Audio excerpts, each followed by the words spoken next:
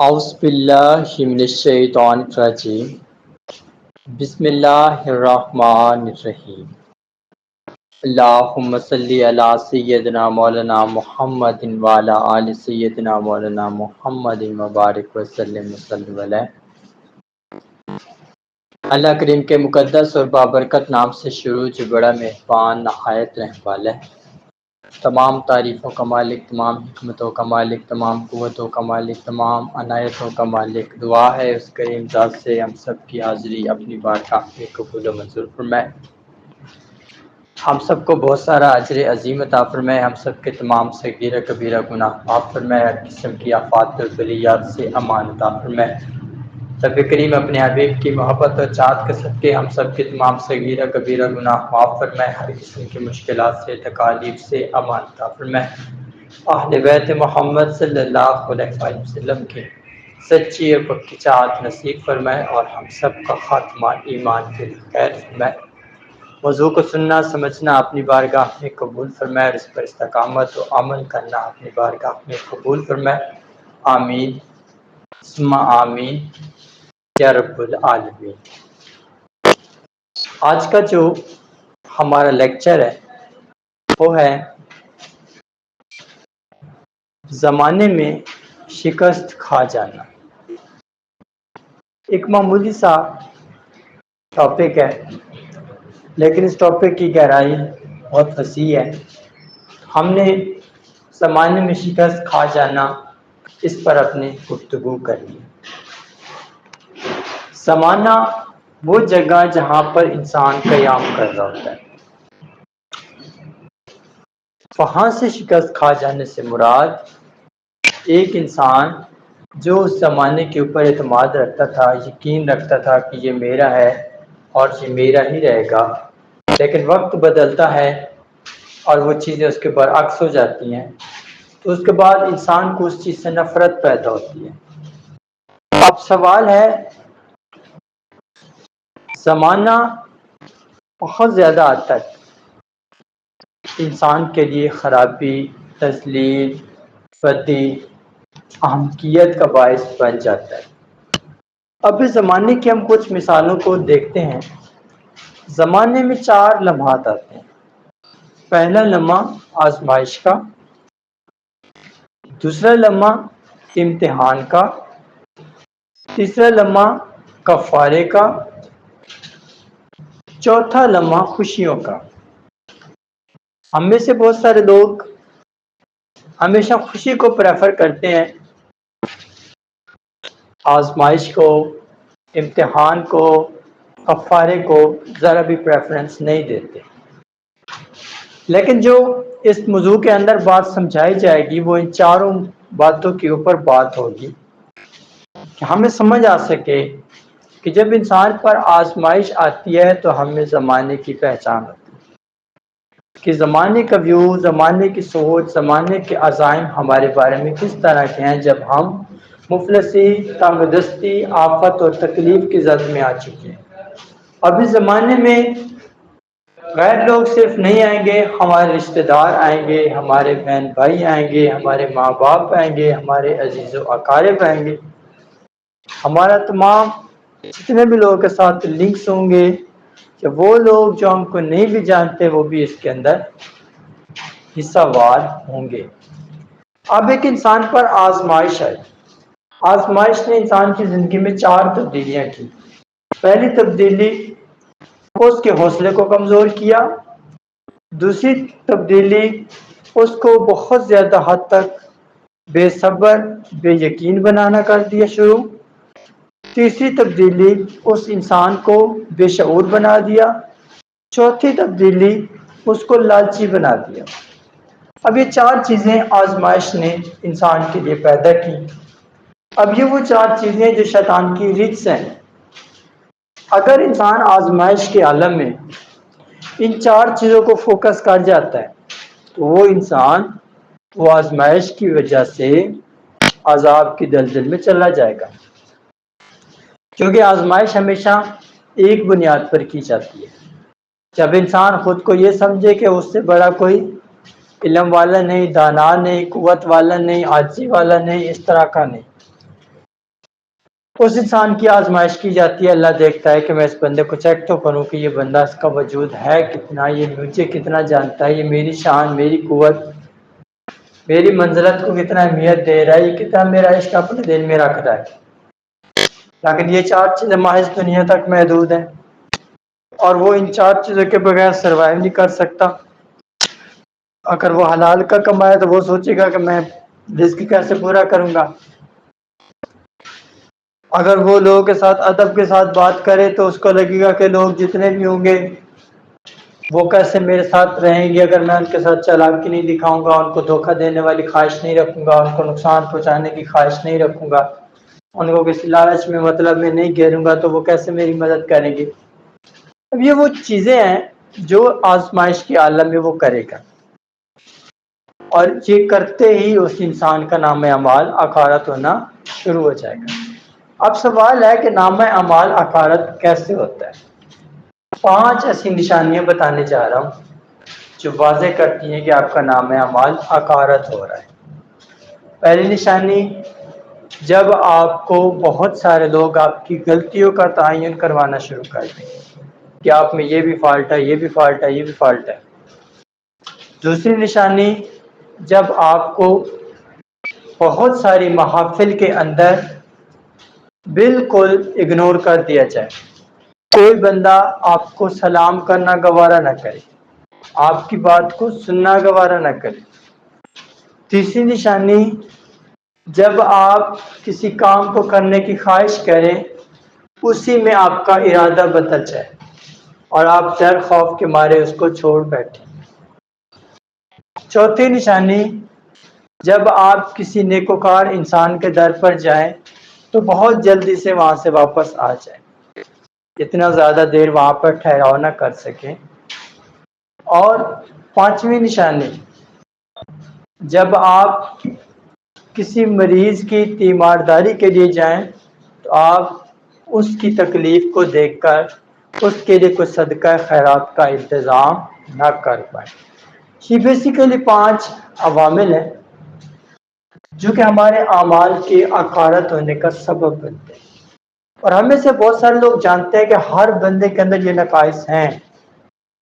آج ہم لوگ نماز پڑھتے ہیں، رو رہے ہوتے ہیں، تڑپ رہے ہوتے ہیں، تکلیف ہمیں محسوس ہو رہی ہوتی ہے، لیکن ہم رو کے اٹھ جاتے ہیں، مراد تک نہیں پہنچتے، کیونکہ یہ 5 خرابیاں چل رہی ہوتی ہیں، اور یہ 5 خرابیاں ہمارے اعمال کو لوٹ لیتی ہیں، ختم کر دیتی ہیں، اور ہم خالی کے خالی ہو جاتے ہیں۔ جب تک ہم خالی رہیں گے، ہمارے اعمال وزن پورا نہیں کریں گے ہماری خواہش کے حساب سے، تب تک وہ خواہش ہمیں حاصل نہیں ہوتی۔ ہم جتنا روتے ہیں، چیختے ہیں، چلاتے ہیں، اللہ پاک کی ذات لمٹ دیتی ہے، ویٹ مزید کرواتی ہے کہ تھوڑا سا اور محنت کرو، لیکن ہم محنت کو پھر تھک جاتے ہیں، پھر ہم جو ہے نا مطلب شدت میں آ جاتے ہیں، پھر یا مرتے ہیں یا مار دیتے ہیں، اور ہمارے عقائد، ہمارا جو یقین ہوتا ہے، جو ہمارے اعمال ہوتے ہیں، وہ مزید ڈسٹربنس کی طرف، خاتمے کی طرف چلے جاتے ہیں۔ اب یہ چیز ہم نے سمجھ لی، آزمائش کی گھڑی کو ہم نے سمجھ لیا۔ اب دوسری گھڑی آتی ہے امتحان۔ اب آپ کو کیسے پتہ چلے گا؟ بہت سارے لوگوں کا سوال یہاں پر پیدا ہوگا اور ہونا چاہیے کہ آزمائش میرے اوپر آ گئی ہے۔ آپ کو کیسے پتہ چلے گا کہ آپ پر امتحان آ گیا؟ آپ کو کیسے پتہ چلے گا کہ آپ نے کفارہ ادا کرنا ہے؟ آپ کو کیسے پتہ چلے گا کہ آپ پر اللہ کی رحمت اور اس کا کرم ہو رہا ہے، جس وجہ سے آپ کی زندگی میں خوشیاں آ رہی ہیں؟ اب ہمارا سوال ہے امتحان، کہ امتحان کیا ہوتا ہے؟ جب اللہ پاک کی ذات امتحان انسان کا لے رہی ہوتی ہے تو اس انسان کو 2 چیزوں کا علم ہوتا ہے۔ پہلی چیز، اس انسان کو دنیا کے ہونے یا نہ ہونے کا کوئی خوف نہیں ہوتا۔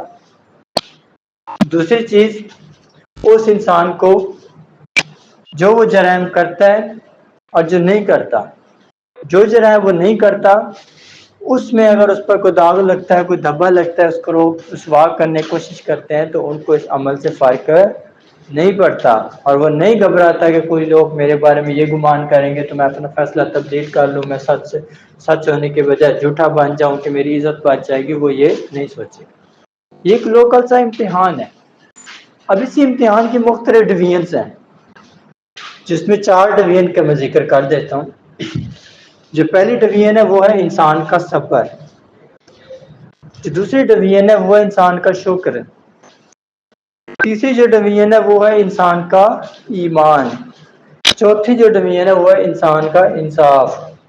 یہ 4 ڈویژن ہے امتحان کی فیز کے اندر۔ اب انہی 4 ڈویژن کے اوپر اس نے پورا اپنے آپ کو قائم کرنا ہے۔ اگر وہ قائم کر جاتا ہے پھر تو وہ امتحان پاس کر لیتا ہے، اور امتحان پاس کرنے کے بعد انسان کو 4 درجے ملتے ہیں۔ پہلا درجہ تو اس انسان کی زبان اتنی اول بن جاتی ہے کہ اس کے منہ سے نکلنے والا ہر جملہ رب کریم کی بارگاہ میں باعث شفقت کے روپ میں داخل ہوتا ہے، اور فوراً اللہ پاک کی رحمت اور اس کا کرم کی عوض وہ انسان کو جو وہ چاہ رہا ہوتا ہے عطا ہو جاتا ہے۔ دوسری جو چیز اس کو ملتی ہے، جتنے بھی غریب اور کمزور لوگ ہوں گے اس کی بہت عزت کریں گے اور بہت زیادہ اس سے پیار کریں گے اور بہت دعائیں دیں گے، اور ان کی دعائیں اس کو بہت حد تک لگیں گی۔ تیسری جو چیز اس کو ملتی ہے کہ اس انسان کا جو رزق ہوتا ہے اس کے اندر اتنی برکت ہوتی ہے کہ اس کا ختم نہیں ہوتا، اس کے گھر سے بیماریاں، اس کے گھر سے نحوست، گردش، نفاستیں، یہ چیزیں نہیں آتی۔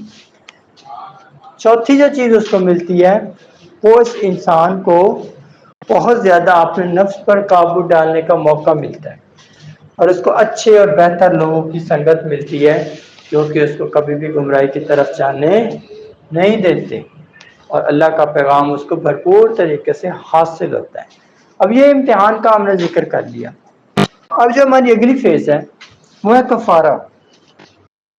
کفارہ ہم سنتے ہوتے ہیں مختلف گناہوں کے کفارے ہوتے ہیں، جیسے قتل کا کفارہ، جیسے روزہ توڑ دینے کا کفارہ، ہر ایک چیز کے مختلف کفارے ہوتے ہیں۔ اب کفارہ کیا ہوتا ہے؟ نیم البدل، کہ آپ نے گناہ کیا، جرم کیا، اب آپ نے اس کی سزا اٹھانی ہے، سزا کے طور پر آپ کو جو جرمانہ ہونا ہے اس کو ہم کفارے کا نام دیں گے کہ آپ نے یہ ادا کرنا ہے۔ اب کفارے کی ہم ڈیفینیشن کو سمجھ چکے، اب ہم نے اس کو دیکھنا ہے کہ جو کفارہ ہے وہ کیسے پتہ چلے گا کہ یہ آپ کفارہ ادا کرنا ضروری ہے۔ کفارے کی ادائیگی کے بغیر انسان کی زندگی کے اندر خوشحالی، امن ممکن نہیں ہے۔ تو کفارہ کون سی 4 نشانیاں ظاہر کرتا ہے جس سے ہم پتہ چلا سکتے ہیں کہ ہم کسی کفارے کا شکار ہو چکے ہیں اور ہمیں وہ ادا کرنا ہوگا۔ جب تک وہ ادا نہیں کرتے تب تک ہمارے جرائم معاف نہیں ہوتے۔ تو کفارے کی 4 نشانیاں ہیں۔ پہلی نشانی، جب آپ لوگوں کو بہت سارے لوگ ماریں اور مارنے کی وجہ بھی نہ بتائیں تو سمجھ لو کوئی کفارہ آپ نے دینا ہے۔ دوسری چیز، جب زمین پر آپ چلیں اور ہر انسان آپ کو اپنا دشمن سمجھے، کوئی انسان آپ کو اپنے ارد گرد سے گزرنے نہ دے، کوئی بندہ آپ کا منہ دیکھنا پسند نہ کرے، تو سمجھ جائیں کہ آپ کفارہ ادا کرنے والے ہیں۔ تیسری نشانی، جب آپ کسی اللہ والے کے دروازے پر جائیں، وہاں پر جب آپ بیٹھیں گے تو وہاں پر آپ کا دل نہیں لگے گا، آپ کو بہت گھٹن ہوگی، اچکن محسوس ہوگی، آپ اس در پر پہنچ نہیں پائیں گے پراپرلی، جس کا مطلب کہ آپ نے کفارہ ادا کرنا ہے۔ چوتھی جو اس کی نشانی ہوگی وہ یہ ہوگی کہ آپ اپنے آپ کو اتنا برا کہیں گے اور برا کہتے کہتے آپ مر جائیں گے، اس کو بھی ایک کفارے کا نام دیا جاتا ہے۔ اب یہ 4 کیٹیگریز ہیں کفارے کی، کہ جس سے ہمیں پتہ چل سکتا ہے کہ ہم کسی کفارے کے مرتکب ہو چکے ہیں۔ اب ہم یہ کیسے پتہ چلائیں گے کہ کفارہ کون سا ہے، کس مسئلے کا کفارہ ہمارے اوپر پڑا ہوا ہے کہ جو مطلب کہ ہماری زندگی کو خرابی کی طرف، مشکلات کی طرف، آفات کی طرف دھکیلتا جا رہا ہے۔ اب ہم اس بات کا ذکر کر لیتے ہیں۔ پہلے میں نے 4 نشانیاں دی کفارے کی، جس سے ہمیں پتہ چل جائے گا کہ ہم کسی کفارے کا شکار ہیں، کچھ ہم نے اجرت ادا کرنی ہے، کوئی ہماری غلطیوں کا بوجھ ہمارے اوپر ہے اور ہم نے اس کا ساق ادا کرنا ہے۔ اب یہ بات تو ہمیں سمجھ آ گئی۔ لیکن ہم نے اب یہ جاننا ہے کہ کفارہ ہمارے اوپر ہے کس چیز کا، کون سے ہماری غلطی کا کفارہ ہمارے اوپر لاگو ہو چکا ہے۔ اب اس کی صرف 3 نکات ہیں۔ روحانیت کی کنڈیشن کے اندر، باطنیت کی کنڈیشن کے اندر 3 نکات ملتے ہیں۔ پہلا نکتہ، جب آپ کو زمین کے لوگ مارنا، ستانا، تنگ کرنا شروع کر دے، اس کا مطلب کہ کسی یتیم کا آپ نے حق کھایا ہوا ہے، یا آپ نے اس یتیم کو حق دینا تھا یا آپ کے رائٹ میں شامل تھا مگر آپ اس تک افورڈ نہیں کر پائے۔ دوسری نشانی، جب آپ کو کسی اللہ والے کے در پر بیٹھنا مناسب نہ لگے، اچکن محسوس ہو، بہت زیادہ تکلیف محسوس ہو اور آپ فوراً بھاگ کر واپس آ جائیں، تو اس کا مطلب ہے کہ آپ نے زکوٰۃ نہیں دی ہوئی، صدقات کھائے ہوئے ہیں، جس وجہ سے آپ کو اللہ اپنے در پر بٹھانا پسند نہیں کر رہا، آپ کا رزق حرام کے زمرے میں داخل ہو چکا ہے۔ تیسری جو اس کا نقطہ ملتا ہے کہ جب آپ کو اپنے آپ سے اتنی نفرت ہو جائے اور آپ اپنے آپ سے لڑتے لڑتے مر جائیں، تو یہ نشانی ہے کہ آپ نے رب کریم کی حد کو توڑا ہے، اور وہ حد جس میں ہر مومن مسلمان کا داخل ہونا ضروری ہوتا ہے اللہ اور اس کے رسول کو پہچاننے کے لیے، اور آپ اس پہچان تک نہیں پہنچے، جس وجہ سے آپ تباہ ہوئے ہیں۔ کیونکہ جب ایک انسان اپنے خالق کو، اپنے داتا کو، مہربان کو بھول جاتا ہے تو اللہ پاک اس کو اپنے سسٹم سے باہر کر دیتا ہے، فوراً اس کی ڈیتھ کے تمام ریٹس مقرر ہو جاتے ہیں اور اس کو ڈیتھ کے قریب جانا پڑتا ہے۔ اس کی کنڈیشن کہ اس پر زمین تنگ کر دی جاتی ہے، اس کا سانس گھٹنے لگ جاتا ہے، ایسے ایسے کرائسس میں پھنس جاتا ہے کہ وہ اپنی موت خود تلاش کرتا ہے اور ایک دن وہ مر جاتا ہے، کیونکہ اللہ اس کا امر کر چکا ہوتا ہے کہ اس کو نہیں رکھنا یہاں پر۔ سب سے بڑا جرم ہے اللہ کو نہ پہچاننا، اور ہم میں سے بہت سارے غافل لوگ ہیں جو اللہ کو نہیں پہچانتے۔ اب ہم آخری بات کا ذکر کرتے ہیں تو وہ خوشی۔ اب خوشی 2 طریقوں سے ہوتی ہے، ایک خوشی ظاہر کی ہوتی ہے، ایک باطن کی ہوتی ہے۔ ظاہر کی خوشی کے اندر 2 چیزیں شامل ہیں، جو انسان کو خواہش اس کی مل جائے تب خوش ہوتا ہے، کہ جب انسان کو عزت مل جائے تب خوش ہوتا ہے۔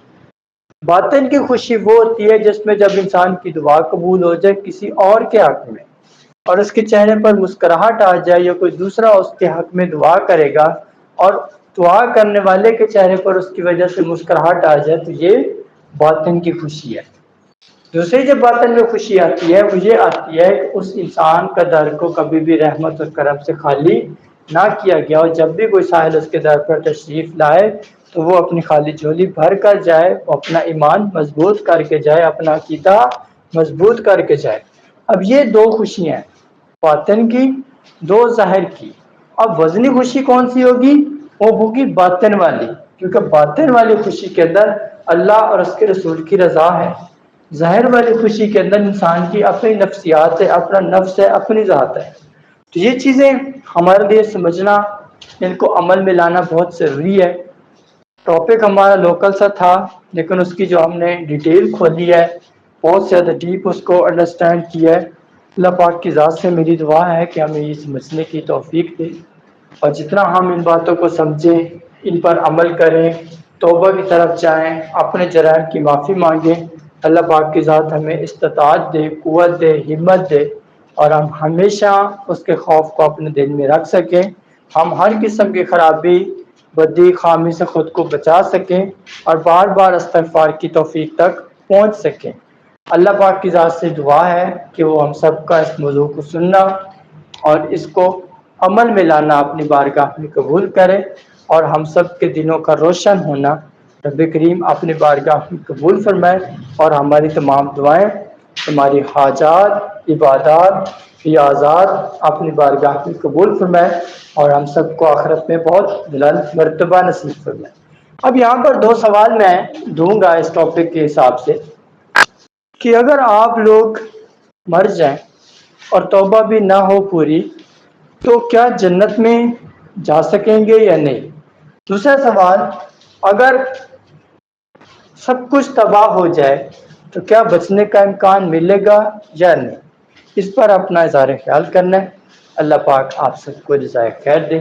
تمام افراد اپنا اپنا کمنٹ پیش کریں گے پراپرلی، تاکہ آپ لوگوں کی دل کی جو فیلنگس ہیں اچھے طریقے سے ریڈ آؤٹ ہو سکیں۔